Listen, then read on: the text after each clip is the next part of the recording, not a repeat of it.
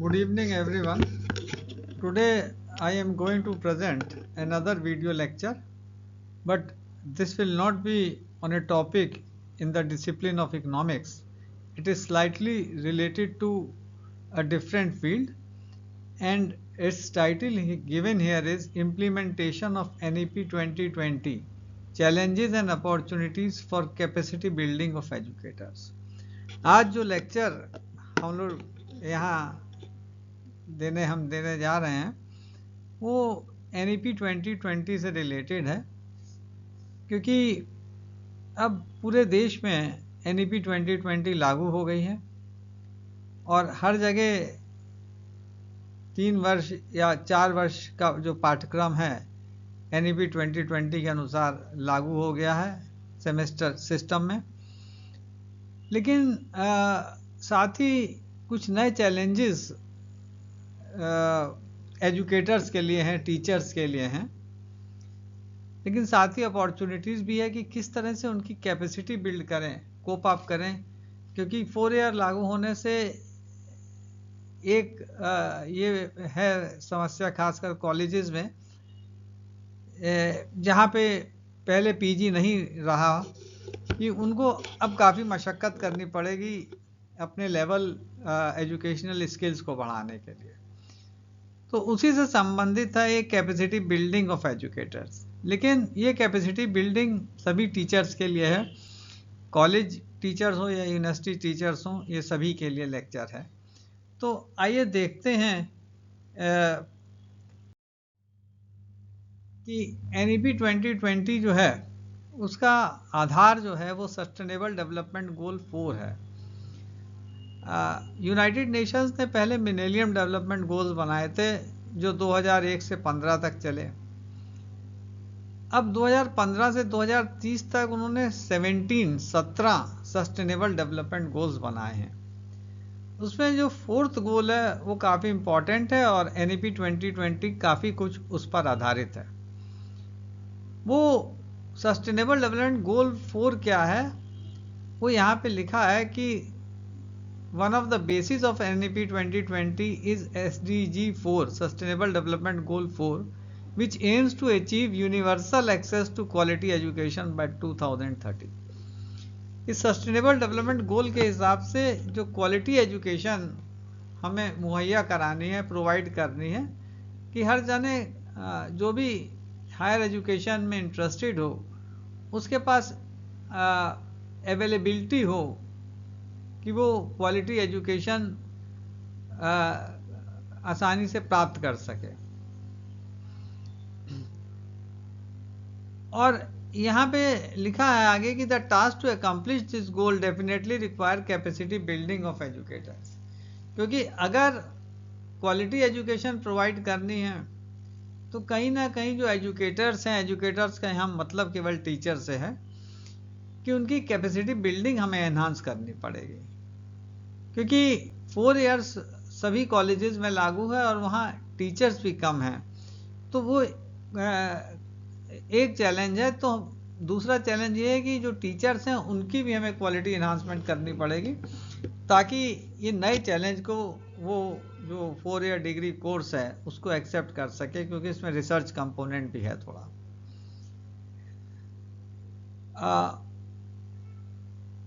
यहाँ पे लिखा है इसीलिए कि this is not simple but face certain challenges, कि कुछ चैलेंजेस वो फेस करते हैं, उसको भी हम आगे डिस्कस करेंगे डिटेल में। लेकिन simultaneously it also provide opportunities that facilitate in accomplishing that goal, कि वो अपॉर्चुनिटी भी प्रोवाइड करती है कि हम क्वालिटी एजुकेशन का जो गोल है 2030 तक प्राप्त करने का, उसको अकम्प्लिश कर सकते हैं, उसको प्राप्त कर सकते हैं। आइए एक एक करके इन शब्दों को पहले समझें कि कैपेसिटी बिल्डिंग का क्या अर्थ है, उसके बाद उसमें चैलेंजेस क्या हैं, अपॉर्चुनिटीज़ क्या हैं। छोटा लेक्चर है, आपको अच्छा लगेगा। तो सबसे पहले जो टर्म कैपेसिटी बिल्डिंग है उसको ज़रा आइए समझ लें कि लॉर्ड केल्विन ने बहुत पहले ये लिखा था कि whenever you say anything you must try to express it in numbers, कि जब भी आप कोई चीज़ बोलें तो कोशिश करें कि उसको मैथमेटिकल लैंग्वेज में ट्रांसलेट कर लें. You must try to express it in numbers. And if you fail to express it in numbers, then your knowledge is meager. और अगर आप उसे मैथमेटिकल न्यूमेरिक्स में एक्सप्रेस नहीं कर पाते हैं तो आपका नॉलेज जो है वो पुअर है, वो कम है, कमज़ोर है. और ये टास्क कैपेसिटी बिल्डिंग को एक तरह से ये कहा जाए कि मैथमेटिकल जामा पहनाने का काम सबसे पहले चार्ल्स डिस्फोर्ज ने किया था. चार्ल्स डिस्फोर्ज यहाँ नाम लिखा हुआ, चार्ल्स डिस्फोर्ज एक्सप्रेस कैपेसिटी बिल्डिंग है. उन्होंने एक मैथमेटिकल फॉर्मूला उसका बना दिया कि कैपेसिटी बिल्डिंग 3 फैक्टर्स पे डिपेंडेंट है. Expertise multiplied by motivation multiplied by opportunities. Multiply का साइन इसलिए लगा दिया गया है कि अगर इसमें से एक भी चीज मिसिंग है तो इसका मल्टीप्लिकेटिव आउटकम 0 हो जाएगा. तो तीनों चीजें इंपॉर्टेंट हैं, एक्सपर्टीज, मोटिवेशन और अपॉर्चुनिटीज. एक्सपर्टीज का अर्थ यहां दिया हुआ है कि knowledge and understanding gained through continuous involvement in teaching, learning and research. ये एक्सपर्टीज का मतलब है कि आप अपनी जो नॉलेज है और जो सब्जेक्ट है उसकी अंडरस्टैंडिंग को ताउम्र बढ़ाते रहें.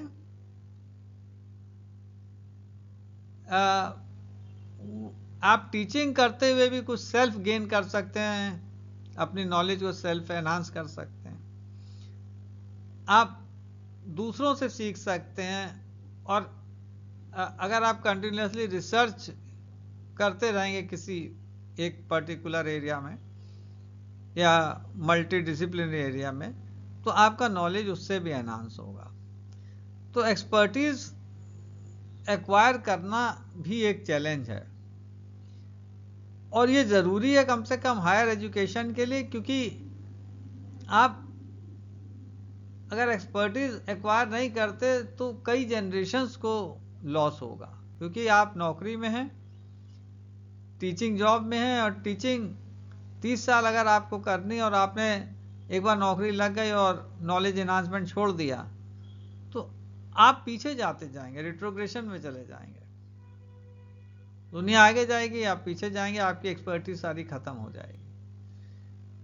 इसीलिए लिखा है कि knowledge and understanding gain through continuous involvement. ये कंटिन्यूअस इन्वॉल्वमेंट रहना चाहिए कि आप नॉलेज और सब्जेक्ट की अंडरस्टैंडिंग को बढ़ाते रहें. वो टीचिंग से भी आ सकती है. आप टीच करेंगे, कुछ नई चीज पढ़ेंगे, नई किताबें पढ़ेंगे, नए जर्नल्स पढ़ेंगे.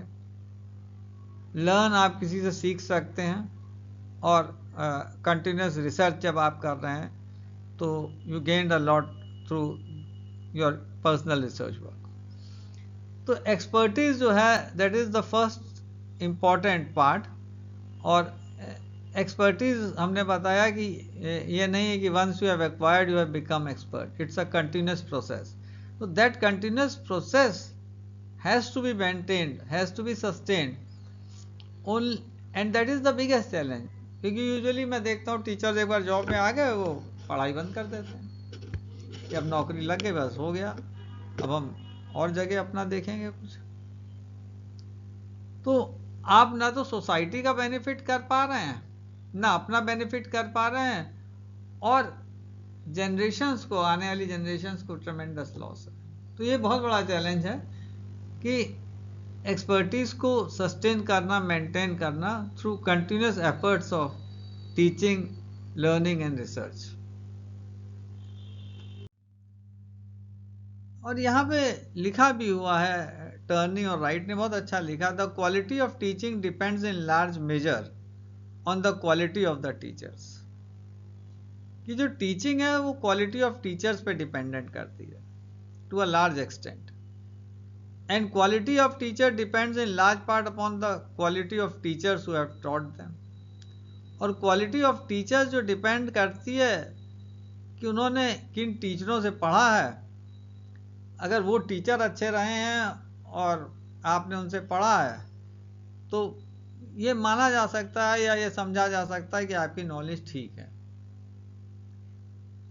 इसीलिए लोग देखिए एडमिशन में दिल्ली में सबसे ज़्यादा भीड़ लगती है अच्छे अच्छे कॉलेज में, लेडी श्री राम कॉलेज है कॉमर्स, लोग भागते हैं एडमिशन लेने के लिए। तो कि उनको अच्छी क्वालिटी ऑफ टीचिंग वहां मिल पाए। तो हम लोग के पार्ट पे ये जिम्मेदारी है कि हमको एक्सपर्टीज एक्वायर करनी है, और जो नॉलेज हमने गेन की है उसको सस्टेन करना है through continuous efforts of teaching, research and learning process.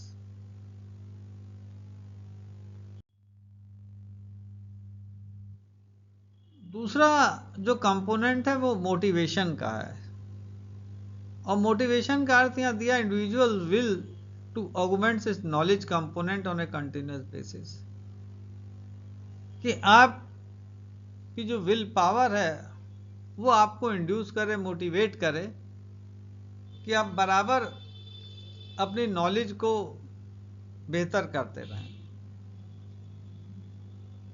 ये नहीं कि आपने नॉलेज एक्वायर कर ली और आप अच्छे टीचर हो गए और आप तमाम कोचिंग में पढ़ाने लगे। हायर एजुकेशन में टीचर्स को टाइम इसलिए ज़्यादा दिया गया वो अपनी नॉलेज को इम्प्रूव कर सकें, इसलिए नहीं कि वो तमाम काम पकड़ लें और उन कामों में जूझ पड़ें, क्योंकि अगर उस कामों में लग जाएंगे तो फिर आप नॉलेज एनहांस नहीं कर सकते, फिर आपके पारिवारिक दायित्व हैं। तो धीरे धीरे करके आपकी विल पावर खत्म होने लगेगी, आप सोचेंगे अरे सब बेकार है, यही काम ठीक है, घर का बच्चे को एडमिशन कराओ, वो पढ़े, उसकी फीस जमा करो।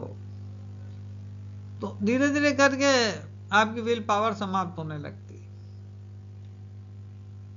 आपका इंड्यूसमेंट खत्म हो जाता, मोटिवेशन खत्म हो जाता। तो you have to be continuously motivated. That is the second biggest challenge. Because I have seen teachers, once they get a job, they lack motivation. कि हमें अब कुछ नहीं पढ़ाना, बस जो हमने पढ़ा वही पढ़ाएंगे, आगे हमें कुछ पढ़ना ही नहीं। दुनिया चांद पे पहुंच रही है और हम लोग आगे कुछ कर ही नहीं रहे। थर्ड कंपोनेंट है अपॉर्चुनिटीज। अपॉर्चुनिटीज को भी डिफाइन किया कि range of quality and quantity available for learning options, कि लर्निंग ऑप्शंस आपके पास क्या है, उसके लिए क्वालिटी और क्वांटिटी की एक तमाम रेंज अवेलेबल होनी चाहिए, और क्योंकि तभी आप सीख सकते हैं। पहले ये बड़ा डिफिकल्ट प्रोसेस था, लेकिन आज बहुत सिंप्लीफाइड है। हम लोग के पास जब हम रिसर्च कर रहे थे, यहाँ पे 3 लाइब्रेरी थी, एक टैगोर लाइब्रेरी, एक गिर इंस्टीट्यूट की थी, एक योजना, यहाँ जाके अपना मटेरियल कलेक्ट करते थे। और ज़्यादा चाहिए तो दिल्ली जाना पड़ता था। लेकिन आज ऑनलाइन हर चीज़ अवेलेबल है, आपको पावर पॉइंट प्रेजेंटेशन, लेक्चर मिल जाएंगे, आप तमाम यूजीसी ने टीचर्स के लिए दक्षता कार्यक्रम रख रखे हैं, गुरु दक्षता कार्यक्रम। इंटरनेशनल ऑर्गेनाइजेशंस हैं, वो भी आपको ट्रेनिंग देती हैं। और ऑनलाइन लगभग हर फील्ड में, जिस फील्ड में आप सीखना चाहते हैं उसमें तमाम लेक्चर्स आपको मिल जाएंगे, तमाम नोट्स मिल जाएंगे, तमाम कंटेंट मिल जाएंगे, उससे आप पढ़ के सीख सकते हैं। आप किसी भी बुक को ई बुक बना के डाउनलोड कर सकते हैं, अच्छी बुक है आप उसे पढ़ सकते हैं। तो आज रेंज की कमी नहीं, अपॉर्चुनिटीज की कमी नहीं है, लेकिन अगर के आपके मन है कि हाँ एक्सपर्टीज हमें एक्वायर करनी है, विल पावर, मोटिवेशन आपका है, तो NEP 2020 के आने के बाद ये एक अच्छा गोल्डन अपॉर्चुनिटी है आपके पास। ये आप अपने को अपडेट करें और अपने को तैयार करें, जो नया कार्यक्रम NEP 2020 में 4 ईयर डिग्री कोर्स उन्होंने बनाया, 1 ईयर PG कोर्स बनाया है, UG में डिजर्टेशन है, PG में डिजर्टेशन है। तो आपको तैयार करना पड़ेगा अपने आप के लिए। नहीं तो बस एक खाना पूर्ति होती रहेगी और सिस्टम ऐसे चलता रहेगा। तो वो जो नया सिस्टम जिस पर्पस के लिए लागू किया गया वो पर्पस डिफीट हो जाएगा। इसलिए कैपेसिटी बिल्डिंग ऑफ एजुकेटर्स की बात यहाँ पे कही जा रही है कि हमें टीचर्स की कैपेसिटी बिल्डिंग बढ़ानी है। नीचे लिखा भी है कि जो एक्सपर्टीज और मोटिवेशन है they represent the talent. Individual के लिए वो टैलेंट चैलेंज है, क्योंकि मैंने 90% केसेस में देखा है कि मोटिवेशन और expertise it usually collapses with time once you become a teacher. Opportunities बहुत हैं और आगे और बढ़ती जाएंगी आर्टिफिशियल इंटेलिजेंस, चैट जीपीटी के आने के बाद। तो अगर हमें सिंसियरली एनईपी को लागू करना है then these 3 components of capacity building needs to be addressed by the person or by the teachers themselves, by the educators themselves. Only then we could provide quality education to the students. इन तीनों को opportunity का ओ अगर हम ले लें, motivation का M ले लें और एक्सपर्टीज का ई ले लें, ई को थोड़ा साइलेंट मान लीजिए तो ये ओम बन जाएगा शब्द, ओम मैंने लिखा भी हुआ है। And if you pull them together, it becomes Om. और ओम ई को हम साइलेंट रख रहे हैं, ओ एम ई साइलेंट, तो ओम बन जाएगा। और ओम जो है ईश्वर के मुख से निकलने वाला पहला शब्द था। जब सृष्टि की रचना हुई तो पहला शब्द जो सुनाई दिया वो ओम था। ये कहा जाता वो ईश्वर के मुख से निकला हुआ शब्द था।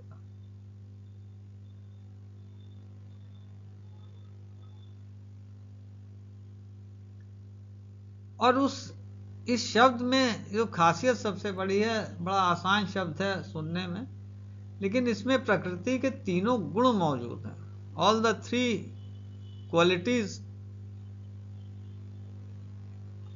Of the nature are present in it. पहला सतोगुण, दूसरा रजोगुण और तीसरा तमोगुण। सतोगुण मतलब ज्ञान एवं प्रकाश। तो अगर आपके पास एक्सपर्टीज है आप ज्ञान और प्रकाश डाल सकते हैं, लोगों का मार्ग प्रदर्शित कर सकते हैं। लेकिन एक्सपर्टीज ही नहीं है तो आप खुद ही ज्ञान नहीं तो आप क्या ज्ञान बांटेंगे। तो इसलिए मैंने कहा कि जो पहला एलिमेंट ई एक्सपर्टीज वो मैंडेटरी है, वो सतोगुण को इंडिकेट करता है। रामायण में भी देखिए तुलसीदास जी ने बहुत अच्छी बात कही है कि उत्तरकांड जब है तो उत्तरकांड में जो गरुड़ जी हैं वो सवाल पूछते हैं और काकभुचुंडी जी उसका उत्तर देते हैं। और एक सवाल उसमें 7 सवाल पूछे उन्होंने। एक सवाल ये था कि संसार का सबसे बड़ा दुख क्या है। तो वहां उत्तर दिया काकभुचुंडी जी ने कि संसार का सबसे बड़ा दुख गरीबी है, निर्धनता है। और शेक्सपियर ने भी ये बात कही कि poverty enters through the door, you jump out of the window, कि आप खिड़की से कूद के प्राण दे दीजिए।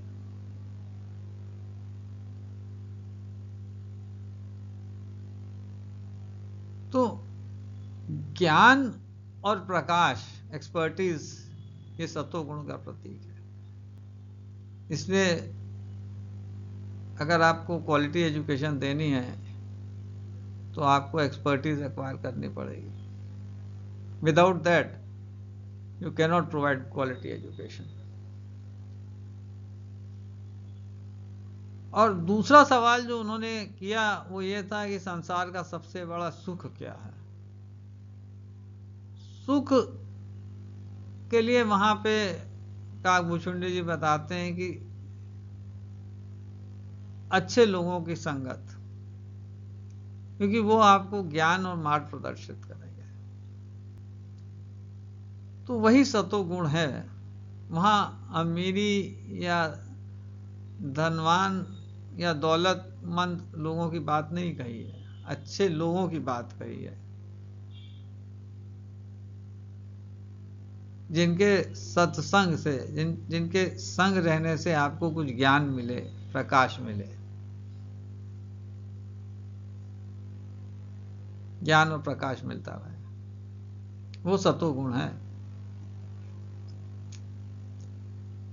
दूसरा, इस ओम शब्द में एम है मोटिवेशन, वो रजोगुण को बताता है। रजोगुण का अर्थ है कर्म और इच्छा।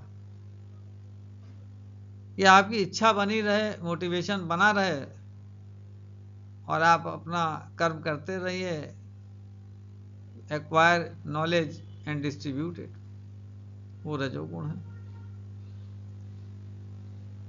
तो मोटिवेशन सेकेंड एलिमेंट है और थर्ड एलिमेंट है तमोगुण।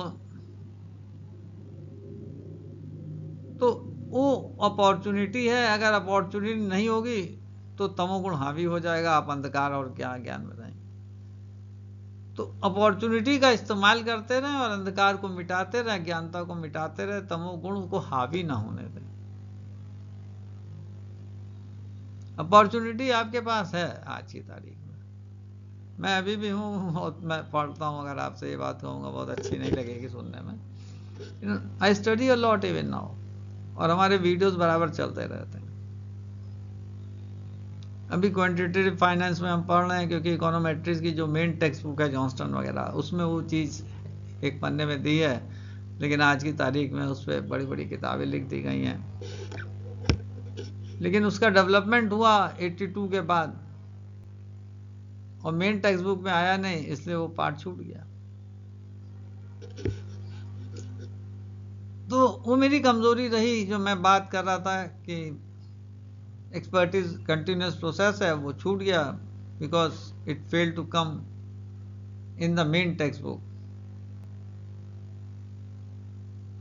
और वो पूरा एरिया क्वांटिटेटिव फाइनेंस का बहुत इंपॉर्टेंट हो गया आज की तारीख में। फाइनेंशियल टेक्नोलॉजी है और लोग ये कह रहे हैं कि banking anywhere but never at a bank, कि बैंक जाने की जरूरत ही ना पड़े, आप बैंकिंग करते रहिए।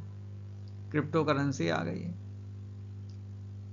और इतना पैसा यूएस इलेक्शंस में पंप किया है कि they want to make it a legal tender. और ट्रम्प ने कमिटमेंट किया है, लेकिन अगर वो आती है तो bad currency drives good currency out of circulation. तो खाली कहने का अर्थ यहां पे यह है कि एरिया समय के हिसाब से बदलते रहते हैं, आपको भी अपनी एक्सपर्टीज में फ्लेक्सिबिलिटी रखनी पड़ेगी, अपनी मोटिवेशन को, अपनी विल को स्ट्रांग रखना पड़ेगा हमेशा। और तभी जो तमोगुण है, जो अंधकार है, उसको आप मिटा सकते हैं। आपके पास अपॉर्चुनिटी है और अगर उस अपॉर्चुनिटी को अवेल नहीं करेंगे तो ये तमोगुण हावी रहेगा और आप दूर हो जाएंगे क्वालिटी एजुकेशन से। ना तो आप में क्वालिटी एजुकेशन की देने की क्षमता है, और जब आप दे नहीं सकते तो टीचर एक्वायर नहीं कर सकता। तो वो जो टीचर टॉट रिलेशनशिप है वो कोलैप्स कर जाएगी। तो ये थोड़ा ध्यान रखिएगा इस चीज़ का कि कैपेसिटी बिल्डिंग के 3 इंपॉर्टेंट कंपोनेंट हैं। पहला कंपोनेंट एक्सपर्टीज है, दूसरा मोटिवेशन है और तीसरा अपॉर्चुनिटी है। तो ये चैलेंजेस को इंडिकेट कर रहे हैं, अपॉर्चुनिटीज भी बता रहे हैं कि हमें वो अपॉर्चुनिटीज अवेल करनी है। और एक ही फंडामेंटल ट्रूथ है, वो ओम, जो आपको बता दिया, OME, ओम। और वो एक बार आपने सीख लिया तो आपके आजीवन साथ रहेगा और आप हमेशा खुद भी जागृत रहेंगे और औरों को भी जागृत करते रहेंगे। तो मेरा आप सबसे, जो टीचर्स भी बैठे हैं, जो सब लोग हैं, क्योंकि मैं यहाँ PVC रहा और क्योंकि एजुकेशन से बहुत क्लोजली कनेक्टेड भी रहा, 40 साल मैंने पढ़ाया यहाँ पे। तो इस तजुर्बे से ये बात मैं कह सकता हूँ, अपने तजुर्बे से भी। तो आपको अच्छी लगे तो इसको अपनाइएगा ज़रूर, और आगे भी इसको प्रसारित कीजिएगा। इसका वीडियो भी अवेलेबल रहेगा आज से आपके। Thanks a lot.